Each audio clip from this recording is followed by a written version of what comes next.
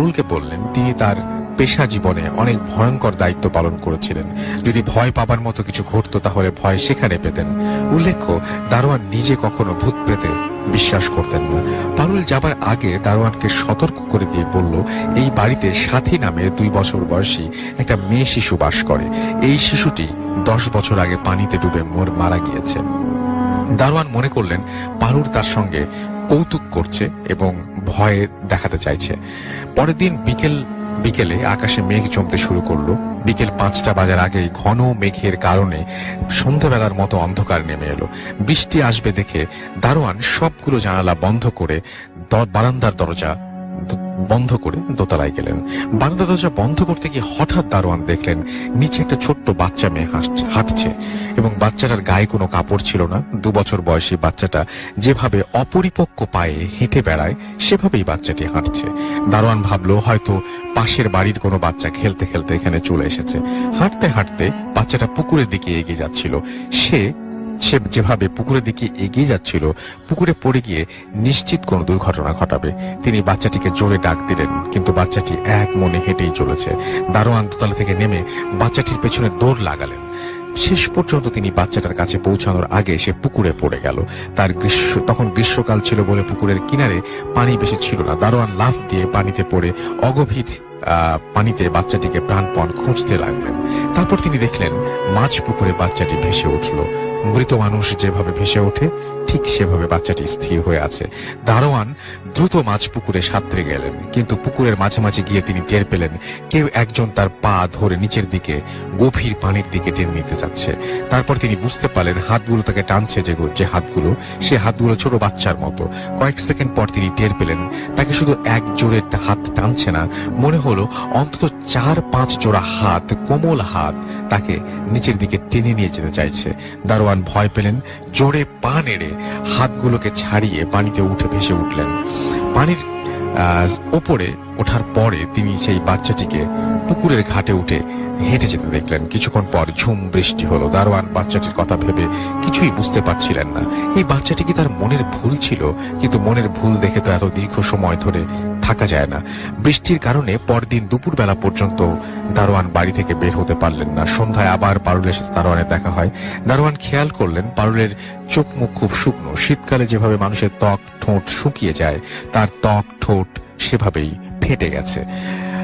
অথচ সেদিন ছিল বৃষ্টি ভেজা আর্দ্র আবহাওয়ার দিন। সেদিন কারো ঠোঁট এভাবে ফেটে যাওয়ার কথা না। যাই হোক, দারোয়ান আগের দিন দেখা বাচ্চাটির কথা পারুলকে বললেন। পারুল নিজেই দারোয়ানকে জিজ্ঞেস করলো তিনি কোনো বাচ্চা দেখেছিলেন কিনা। বললেন না দারোয়ান, তার আগেই পারুল জিজ্ঞেস করলেন। দারোয়ান মনে মনে অবাক হলেন পারুল কিভাবে বাচ্চাটার কথা জানলো। তবে তিনি সম্পূর্ণ অস্বীকার করে বললেন তিনি কোনো বাচ্চা টাচ্চা দেখেননি। পারুল আজও দারোয়ানকে সতর্ক করে দিলেন, বললেন এই বাড়িতে 2 ছেলে মেয়ে থাকে। মেয়েটা হলো সাথী আর ছেলেটার নাম মাহাতাব। ছেলেটা 20 বছর আগে পাশের এক বাড়িতে কুকুরের কামড়ে মারা গিয়েছিল। পারুল বলল তিনি যেন বাচ্চাগুলোকে বাড়ি থেকে না তাড়িয়ে দেন। দারোয়ান পারুলের কথা হেসে উড়িয়ে দিলেন, কিন্তু তার মন কেমন যেন করে উঠল। একটা ভয় তার মনে ঢুকে গেল। সেদিন রাতের বেলা দারোয়ানের ঘুম আসছিল না। মাঝরাতে তিনি উপরের ঘরে শিশুর ধূপধাপ, দৌড়ানোর শব্দ আর খিলখিল করে হাসির আওয়াজ শুনতে পেলেন। তিনি সাহস করে সিদ্ধান্ত নিলেন কি ঘটছে তা দেখবেন। একটা লাঠি আর টর্চ নিয়ে তিনি ওপরের দিকে উঠে গেলেন। ওপরে গিয়ে তিনি আবারও হাসির শব্দ পেলেন। তিনি খেয়াল করে দেখলেন বাড়ির মালিক নিজের জন্য বিশেষভাবে যে বেডরুম বানিয়েছেন সেই রুম থেকেই আওয়াজটা আসছে। পা টিপে টিপে তিনি সেই ঘরে ঢুকে আলো জ্বালালেন। তিনি দেখতে পেলেন খাটের সাথে 7-8 বছরের একটা ছেলে দাঁড়িয়ে আছে। ছেলেটিকে দেখে তিনি শিউরে ওঠেন।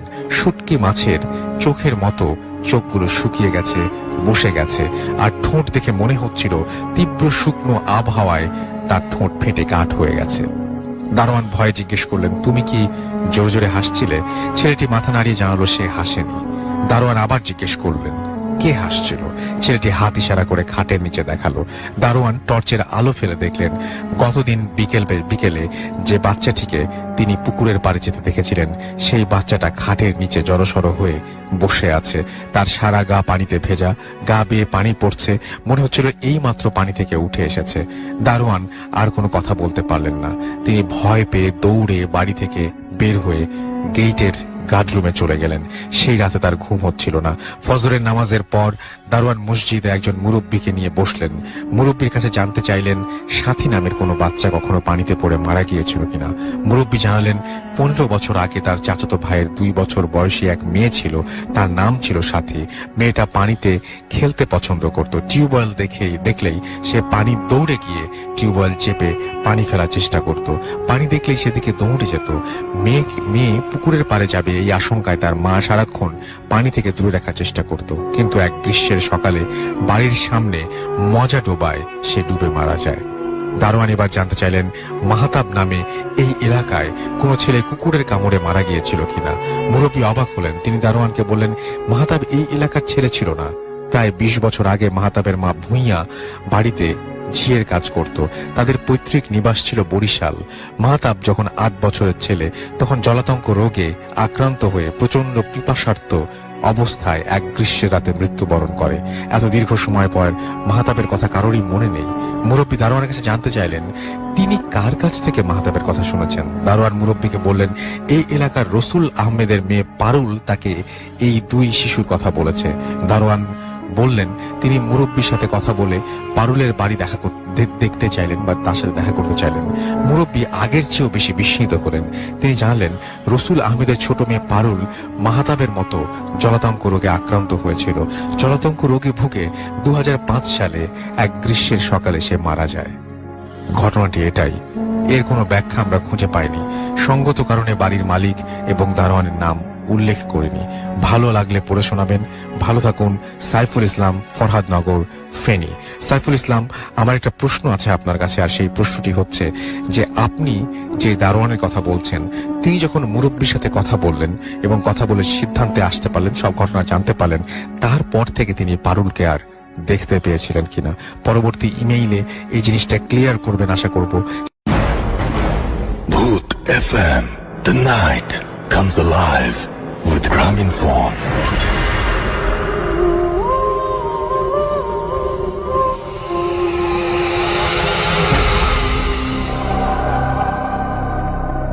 Yes, the night comes alive with Graminphone. শুনছেন সবসময় রেডিও ফুর্তি FM, আমি রাসেলাজির সাথে, এবং চলছে ভূত FM।